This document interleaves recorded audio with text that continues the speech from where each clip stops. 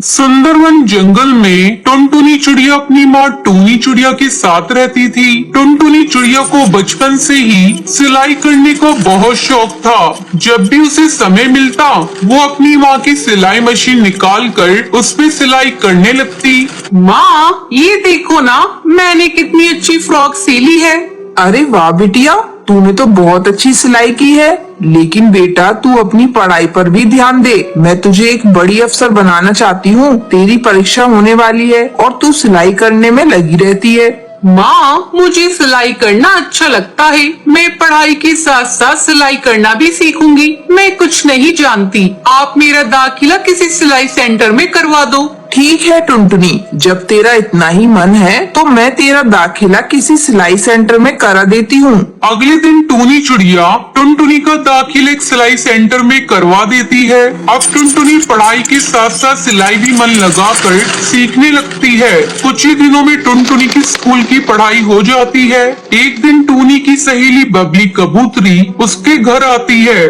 अरे टूनी, ओ टूनी कहाँ है, जल्दी आओ। तब टुनटुनी चिड़िया कहती है, आंटी वो माँ घर पर नहीं है, पड़ोस में गई हैं। आप बैठिए, मैं उन्हें अभी बुला कर लाती हूँ। तुम टुनटुनी हो ना? इतनी बड़ी हो गई है। जब मैंने तुझे देखा था उस समय तू बहुत छोटी थी। पहचाना मुझे?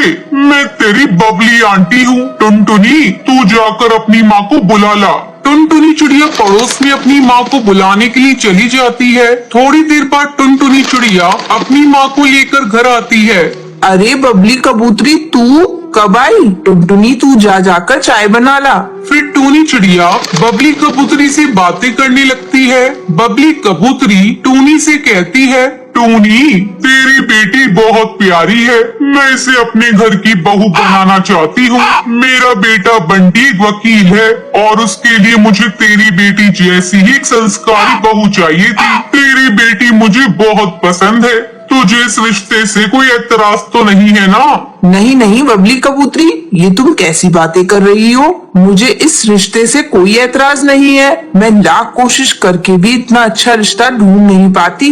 जल्दी टुनटुनी चिड़िया और बंटी कबूतर की शादी हो जाती है। शादी के कुछ ही दिन में टुनटुनी चिड़िया एक बच्चे की माँ बन जाती है। ससुराल में सभी लोग उससे खुश थे। एक दिन बंटी कबूतर टुनटुनी चिड़िया से कहता है, टुनटुनी आज ऑफिस में कुछ ज्यादा ही काम है। मैं रात को देर से घर लौटूंगा, तो मेरा इंतजार मत करना।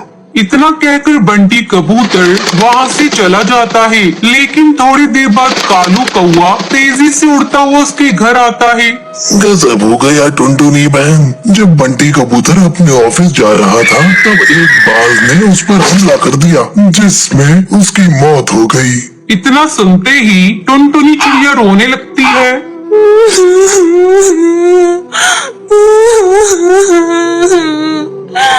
माँ जी ये सब क्या हो गया? माँ जी बंटी कबूतर के बिना भी ये घर कैसे चलेगा? टुनटुनी तू हिम्मत मत हार बेटा।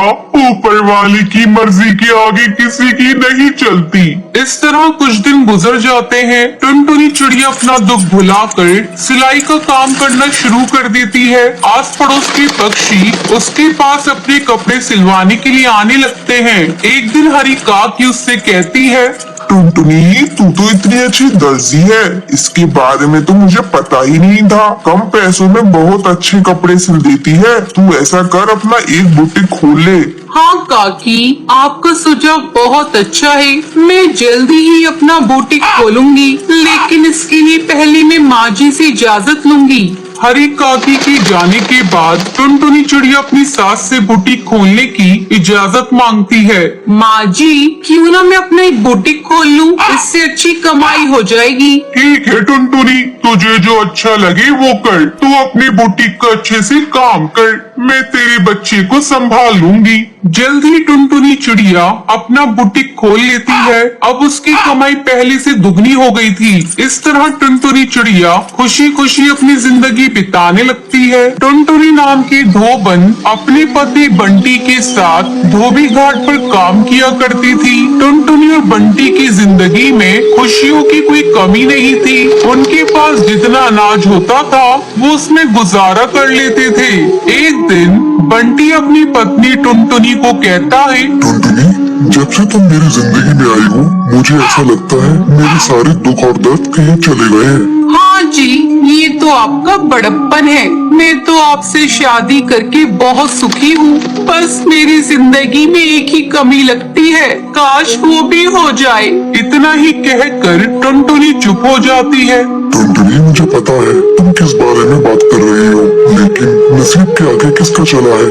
भगवान जो चाहता है वही होता है।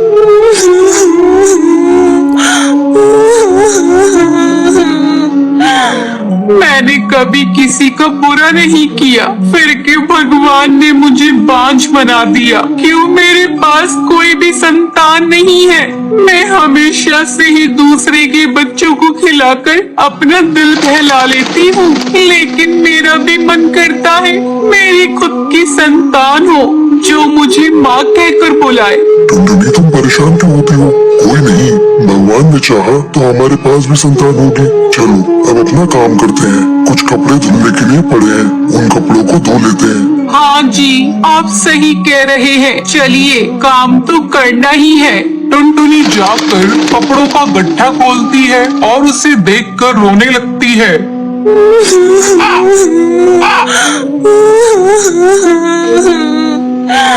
क्या हुआ टुनटुनी, तुम रो क्यों रही हो? अजी इधर आइए, ये देखो कितने सुंदर सुंदर बच्चों के कपड़े हैं। वो बच्चा कितना सुंदर होगा जो इनको पहनता होगा। मेरे घर में भी अगर कोई बच्चा होता तो मैं भी उसको ऐसे ही सुंदर सुंदर कपड़े पहनाती। उन कपड़ों को देख टुनटुनी की आंख के आंसू मानो रुकने का नाम ही नहीं ले रहे थे। टुनटुनी, तुम अपना दिल छोटा मत करो। भगवान जो भी करता है अच्छे के लिए करता है। अब जो उसने सोचा है वही होगा। चलो कपड़े धोते हैं। फिर वो दोनों कपड़े धोकर सुखा देते हैं और शाम को घर आ जाते हैं। फिर अगली सुबह दोनों घाट पर जाते हैं जहाँ उन्हें बच्चे की रोने की आवाज आती है। बंटी, ये आवाज कहाँ से आ रही है? मुझे लगता है उधर जो कपड़े पड़े हैं उनमें से आ रही है। चलो वहाँ पर चलकर देखते हैं। टुनटुनी बंटी वहाँ पर जाते हैं। फिर जहाँ से उन्हें बच्चे की रोने की आवाज आ रही थी वहाँ कपड़ों का एक गट्ठा रखा था। फिर टुनटुनी थोड़े कपड़े हटाकर देखती है। अजी ये देखिए, इन कपड़ों में तो कोई बच्चा लिपटा हुआ पड़ा है। टुनटुनी बच्चे को देखती है, वो एक बहुत ही प्यारी चिड़िया थी। अजी ये कितनी सुंदर चिड़िया है। कौन इतनी प्यारी चिड़िया को यहाँ पर छोड़ गया है? पता नहीं कैसे कैसे पक्षी है। कोई बच्ची को तरसता है तो कोई बच्ची को छोड़कर चला जाता है। खैर जो भी हो, अब से ये बच्ची हमारी है। हो सकता है भगवान ने तुम्हारी सुन ली हो और ये बच्चा तुम्हें दे दिया हो। फिर बंटी जैसे ही बच्चे के नीचे पड़े कपड़ों को उठाता है तो वो देखता है उसके नीचे बहुत सारे पैसे पड़े थे। अजी ये इतने सारे पैसे इस बच्ची के साथ कौन छोड़ गया? शायद जिसने इस बच्ची को छोड़ा है उसने ही इसकी परवरिश के लिए पैसे छोड़े हैं। पर कोई ऐसा क्यों करेगा? मेरी तो समझ में नहीं आ रहा है कि कोई ऐसा क्यों करेगा। लेकिन कोई ऐसा करके गया है। चलो ये पैसे इस बच्ची के लिए ही है तो बच्ची के काम ही आने चाहिए। टुनटुनी और बंटी बच्ची को घर ले जाते हैं और बच्ची को अच्छे अच्छे खिलौने लाकर देते हैं और बहुत अच्छा खाना भी खिलाते हैं। बच्ची भी अब धीरे धीरे बड़ी होने लगती है। एक दिन टुनटुनी बंटी से बोलती है, अजी अब हमारी बच्ची बड़ी होने लगी है, हमें इसको अच्छे से स्कूल में पढ़ाना चाहिए क्योंकि ये बहुत ही चतुर है और कितनी सुंदर लगने लगी है। टुनटुनी, चाहता तो मैं भी यही हूँ, इसको अच्छे से अच्छे स्कूल में पढ़ाना। लेकिन तुझे तो पता ही है हमारी इतनी कमाई नहीं होती कि अपनी बेटी को अच्छे से स्कूल में पढ़ने के लिए भेज दे। लेकिन कुछ भी हो, मैं अपनी गुड़िया को उस स्कूल में जरूर पढ़ने भेजूंगा और एक अच्छी चिड़िया बनाऊंगा।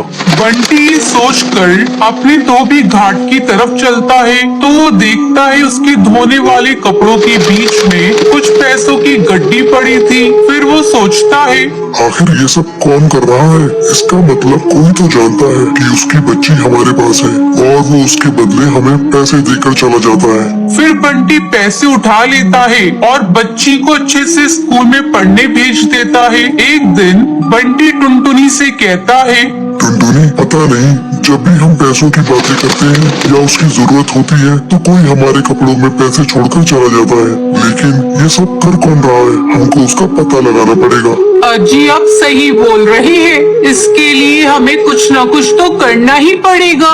मैं एक प्लान बताती हूँ। फिर टुनटुनी बंटी को समझाती है। अगले दिन बंटी कबूतर धोबी घाट पर रोने लगता है। आसपास के पंछी उससे पूछते हैं, अरे क्या हुआ बंटी, रो क्यों रहे हो?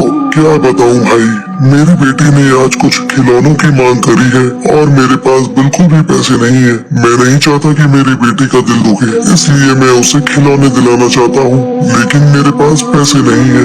अरे कोई बात नहीं बंटी, तो तेरे पास थोड़ा बहुत पैसा है, उसी से अपनी बेटी को खिलौने दिला दे। वो छोटी है, ऐसे ही खुश हो जाएगी। इतना कहकर सब पंछी वहाँ से चले जाते हैं। फिर रात होने पर टुनटुनी और बंटी देखते हैं एक पक्षी उनके कपड़ों के पास कुछ रखकर जा रहा है। टुनटुनी और बंटी उसे पकड़ लेते हैं। अरे भाई, अरे तुम कौन हो और क्यों हमें हमेशा ऐसे ही पैसे देकर चले जाते हो? अगर तुमको बच्चा पालना ही था तो तुम खुद क्यों नहीं पाल लेते? ये सुनकर कालू कौवा रोने लगता है और रोते रोते बोलता है, मैं और मेरी पत्नी बहुत अच्छे से रहते थे। मैं उसको बहुत प्यार करता था, लेकिन ये बात मेरे घर वालों को अच्छी नहीं लगती थी, तो उन्होंने हमें घर से निकाल दिया।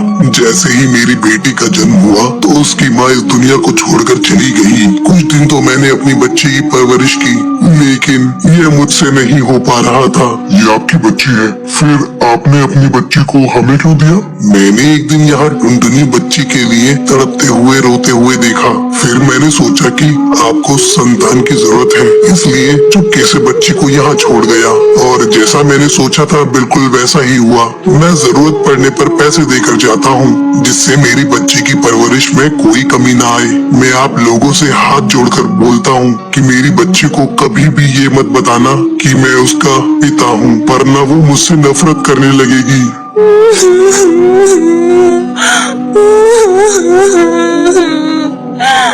ठीक है भाई साहब, पर मैं आपसे ये कहना चाहती हूँ, आपने एक बांझ की सोनी गोद को भर दिया है, तो इस पर जितना हक हमारा है उतना आपका भी है, और आप कभी भी इससे मिलने आ सकते हैं। फिर कालू कौवा और बंटी इस बात से सहमत हो जाते हैं और अगले दिन बच्ची के पिता को अपने घर पर दावत के लिए बुलाते हैं। और फिर ऐसे ही टुनटुनी, बंटी और उनकी बच्ची और साथ ही साथ बच्ची का पिता सब मिलकर खुशी खुशी रहने लगते हैं।